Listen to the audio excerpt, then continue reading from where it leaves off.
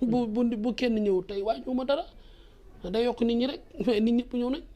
ñëpp a ñëw moom bu ñëwul xanaa moom absent la am rek waaye moom ba muy matir dëgg-dëgg foog bu saan woote ay téléphone day ñëw xanaa li mu ñàkk matir moo tax ñëwul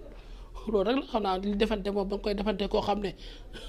est-ce que yëg na ko ñu bari ñu ngi naan est-ce que Pawlish tamit daf ko yëgalul wala Wally yëg na ko ak yooyu looy leeral ci loolu. mosuma yëgal xewam te damay dem ngeen tam yëgulu ma ko te damaa dem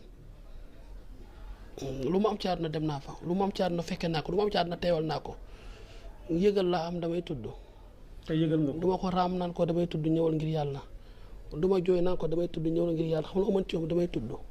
day ñëw rek wala mu toog ñëw fay bàyyi lay kuy mu fay bàyyi lay tab intéressé ma mais nit ñi daal ñëw nañ yàlla na ko yàlla defal jàmm ba kuy xewal mi ngénte yàlla na dem waaye moom man moom ñëw nit ñi ñëwal nañ ma te nit mooy nit ba kàllaam ak ne ak zoroy ak tànk nit ñi ñëw ak tànk la yor ak ne ak lekk te laaxa gi fa ceeba gi fa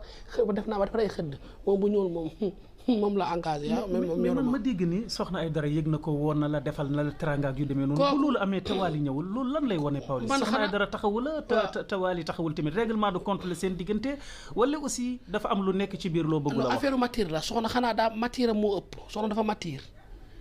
nit boo matière da ngay dépassé lu bari xanaa xamoo immature du ci xaalis du ci alal du ci xam-xam du ci kër gu rafet du ci xaamu du ci gaaw a jooy soo immature da ngay mature nga yow immature nga yow boo dem bay defanteeg ay xar defanteeg ay muus waykat yu ndaw di defanteeg ay segg non loolu immature la. wala li ngay wax defante. ah si parce que defante lañ loolu aussi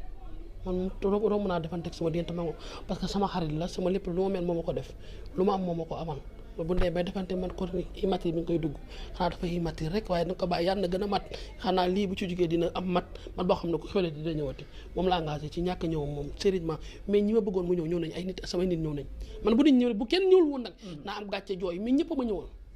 ñëpp a ma ñëwoon macha allah. D'accord.